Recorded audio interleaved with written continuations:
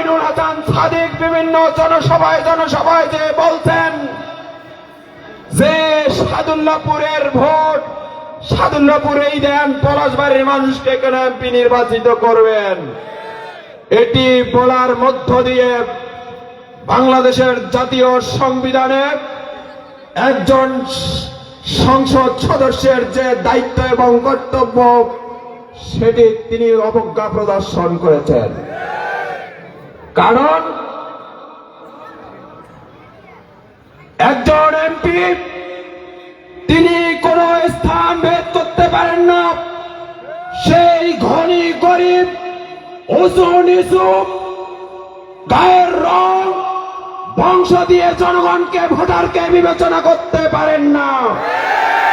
উনি যে কথা বলেছেন তার মানে আপনি কি পলাশবাড়ির মানুষের এমপি হতে চান না?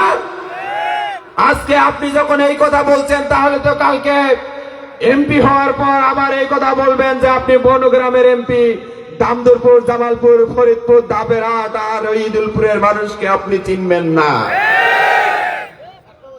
সম্মানিত উপস্থিতি, আমরা বলতে চাই কার বাড়ি কোথায়, কার অর্থ সম্পদ কত, এটি গুরুত্বপূর্ণ ব্যাপার নয়, বরং গুরুত্বপূর্ণ ব্যাপার হচ্ছে আমরা যাকে নির্বাচিত করব সেই নেতা মানুষ হিসেবে কতটা সৎ, যোগ্য এবং দক্ষ, মানুষের সঙ্গে তিনি বিগত দিনে কেমন মিশেছেন এবং সেই দল কতটা দল হিসেবে দুর্নীতি মুক্ত সৎ দল, এবং তার দলের যিনি প্রধানমন্ত্রী হবেন সেই প্রধানমন্ত্রী কতটা সৎ।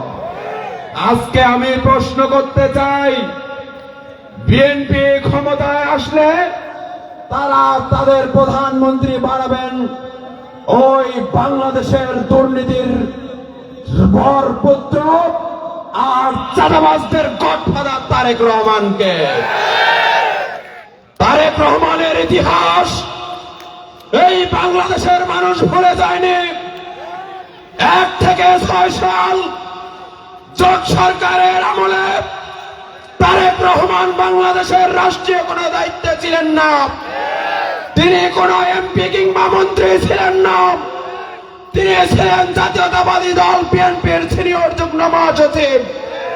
কিন্তু বাংলাদেশের কোন রাষ্ট্রীয় ফাইল, কোন ডিও লেটার ওই হাওয়া ভবন মাইনাস করে কোনো পাস হইত না। বাংলাদেশের দ্বিতীয় মন্ত্রণালয় কিংবা সচিবালয় ছিল ওই হাওয়া ভবন, আর সেটি ছিল দুর্নীতির আতুর ঘর। সম্মানিত উপস্থিতি, এমন কোন ফাইল নাই যে ফাইল ওনার বন্ধু ওখানে বসেছিল গিয়াস আল মামুন চৌধুরী, তাকে 10% না দিয়ে পাশ হইতো, এই জন্য নতুন প্রজন্ম ওনার নাম দিয়েছে 10%। এরপর 2 সাল, 3 সাল, 4 সাল যখন দুর্নীতিতে বারবার বাংলাদেশ চ্যাম্পিয়ন, সরকারের মাটির নিচে পায়ের নিচে যখন মাটি নাই তখন উনি ফ্যামিলি কার্ডের মতো খাম্বার মূলা ঝুলালেন, খাম্বার মূলা ঝুলিয়ে সারা বাংলাদেশে খাম্বা লাগালেন।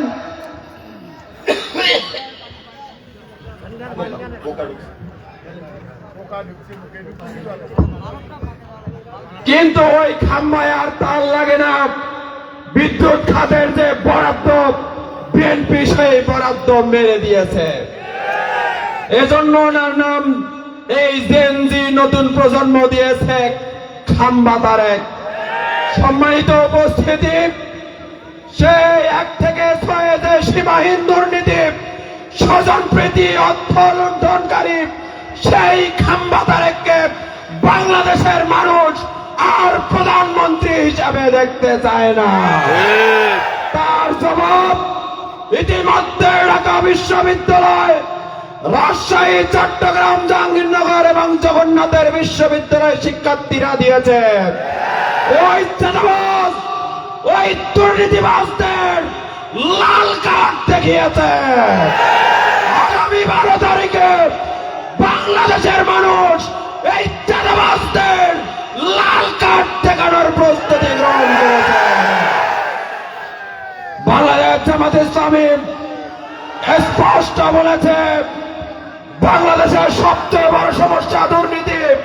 এজন্য 54 বছরে বাংলাদেশের কোনো উন্নয়ন হয় নাই, মানুষের ভাগ্যের কোনো পরিবর্তন হয় নাই। এজন্য বাংলাদেশ জামাত ইসলামী রাষ্ট্র ক্ষমতায় আসলে দুর্নীতির বিরুদ্ধে জিরো টলারেন্স ঘোষণা করবে। বাংলাদেশ জামাত ইসলামীর আমিরে জামাত বলেছেন, বাংলাদেশ জামাত ইসলামী রাষ্ট্র ক্ষমতায় আসলে আমরা দুর্নীতি করব না, কাউকে দুর্নীতি করতে দেয়া হবে না। জামাত ইসলামীর এমপি মন্ত্রীরাও ট্যাক্সবিহীন গাড়ি কিনবে না, সরকারি প্লট গ্রহণ করবে না।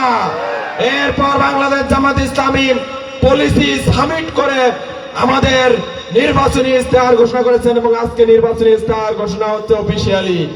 এরপর আমির জামাত তারেক রহমানকে বলেছেন, সাহস থাকলে আসেন ওপেন ডিবেট করি, আপনি প্রধানমন্ত্রী হলে বাংলাদেশকে নিয়ে কি করবেন, কি পরিকল্পনা, আর জামাত ইসলামী সরকারে গেলে আমরা কি করব সেটি আপনি জনগণের সঙ্গে উপস্থাপন করব।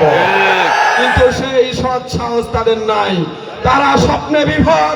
ওই হাসিনা মার্কা নির্বাচন করে, নির্বাচন কারচুপি করে রাষ্ট্র ক্ষমতায় আসতে চায়, আর ওই খুনি, ওই দুর্নীতিবাজ তারেক রহমানকে প্রধানমন্ত্রী করতে চায়।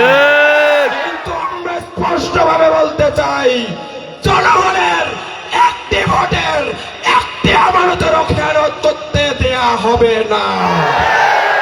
যদি ভোট ডাকাতি কিংবা প্রশাসনকে কালো টাকা দিয়ে কিনে ভোট কারচুপি করার চেষ্টা করা হয়, বাংলাদেশের রাজপথে আরেকটি জুলাই আগস্ট নেমে আসবে, রাজপথের রক্তের গঙ্গা হয়ে যাবে।